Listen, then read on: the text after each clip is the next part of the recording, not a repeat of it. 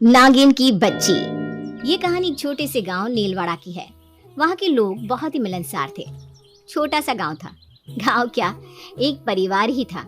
सभी घरों के बच्चे साथ में खेलते, शाम को औरतें मिलती, बातें करती। बहुत ही खुशनुमा माहौल हुआ करता था। एक रोज शाम के वक्त कुछ औरतें गांव के चबूतरे पर बैठी हुई बातें कर रही थी। पता है क्या रेशमा, कल मेरी सास कह रही थी इस गांव में पहले नाग नागिन रहा करते थे। होंगे ही, जब इंसान नहीं होते थे तो सांप बिच्छू ही तो रहते होंगे ना गांव में। तू भी ना। अरे नहीं नहीं, वैसे नहीं।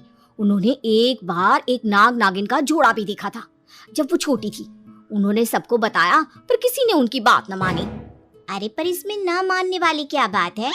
उन नाग नागिन के जोड़े को इंसान में बदलते देखा था। हैं? तब तो मैं भी ना मानूं इस बात को। ऐसा होता भी है क्या भला? तभी अचानक प्रेमा चीखने लगती है। सांप!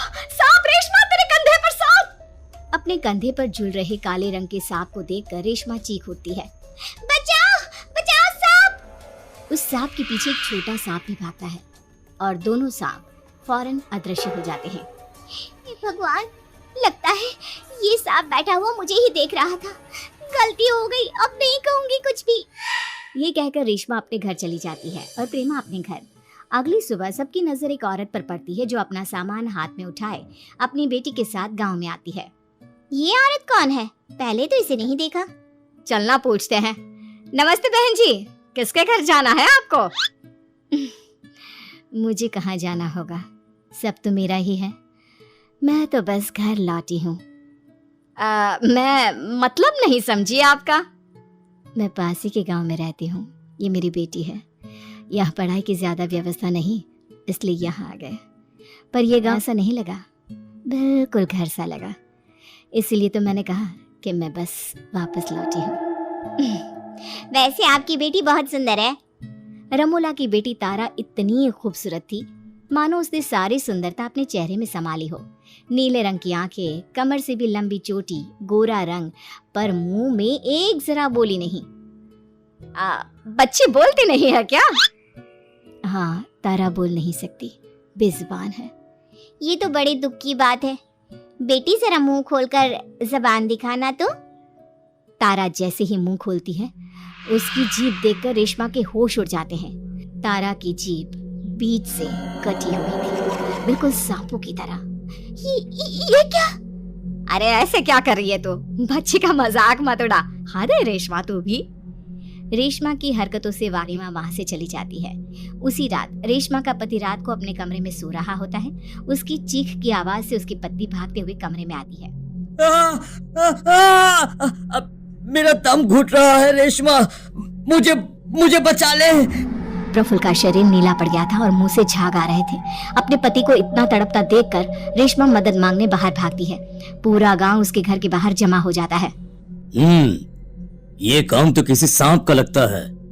आ गया होगा कहीं से। होंठ पूरा नीला पड़ गया है प्रफुल्ल भैया का। अरे इस गांव में किसी को जहर निकालना आता है क्या? तारा कुछ मदद कर सकती है, आप लोग इजाजत दे दो, पर कमरे में और कोई नहीं होना चाहिए। तारा प्रफुल्ल के पास जाती है और प्रफुल्ल के शरीर का सारा जहर चूस लेती है। मेरा जहर आपस बस मैं ही ले सकती हूँ। सबको मारने के लिए एक को तो बचाना ही होगा ना। प्रफुल्ल वापस होश में आ जाता है। तारा और रमोला को गांव वाले बहुत मानने लग जाते हैं और सब कुछ सही लग रहा होता है कि गांव के नदी के किनारे एक बच्चे की लाश गांव वालों को मिलती है जिसका शरीर जहर से नीला पड़ चुका था। उस दिन से रोज कोई ना कोई अचानक ही गायब और मरा हुआ नदी के पास मिलता। अरे ये सिलसिला तो खत्म होने का नाम ही नहीं ले रहा। आखिर ऐसा कब तक चलेगा? मुझे याद है जिस दिन मेरी सास ने मुझे नागों के बारे में बताया था, उसी दिन से ये सब शुरू हुआ है। मुझे तो तारा पर ही शक है। जीभ देखिए उसकी, हो सकता है वही लोगों के शरीर में जहर छोड़ती होगी। गांव वाले रमोला की निगरानी करने लगते हैं और वो देखते हैं कि प्रेमा की सास तारा से मिलने जाती है और उसका आधा शरीर नाग का बन जाता है। माँ तुम आ गई, मुझे तुम्हारे साथ रहना है माँ। चिंता मत कर मेरी बच्ची, तू नाग रानी की बेटी है। इस पूरे गांव को खत्म करना है तुझे। मेरा विष तो उम्र के कारण खत्म हो गया। तुझे इस गांव वालों से बदला लेना है, फिर यहाँ की रानी हो तू। हमारे सर्प समाज के लोग वापस यहाँ आ सकेंगे। तेरी सास तो नागिन निकली प्रेमा, ये सब क्या राज है? अरे पता नहीं, पर माँ जी नागिन नहीं हो सकती। उसका राज तो माँ जी के कमरे में ही छिपा होगा। चारों मिलकर प्रेमा के घर लीला के कमरे में जाते हैं, जहाँ अलमारी से किसी की आवाज आ रही थी। प्रेमा अलमारी का दरवाजा खोलती है तो अंदर लीला होती है। माँ जी, आप यहाँ? तो हमारे साथ कौन रह रहा है? नागरानी, याद है तुझे? कुछ महीने पहले मैं खो गई थी।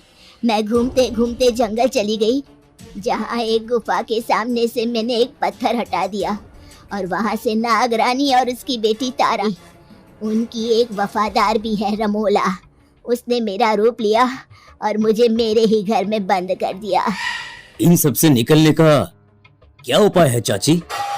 उसी जंगल में हमें वापस जाना होगा और पत्थर से फिर से जैसे ही गुफा बंद होगी, मरे हुए सभी लोग वापस आ जाएंगे और तारा, उसकी माँ और रमोला गायब हो जाएंगी। सब वैसा ही करते हैं जैसा लीला ने बताया, और वही होता है। नीलवाड़ा फिर से खुशहाल हो जाता है। इस हादसे के बाद रेशमा को नाग नागिन पर भरोसा हो ही जाता है।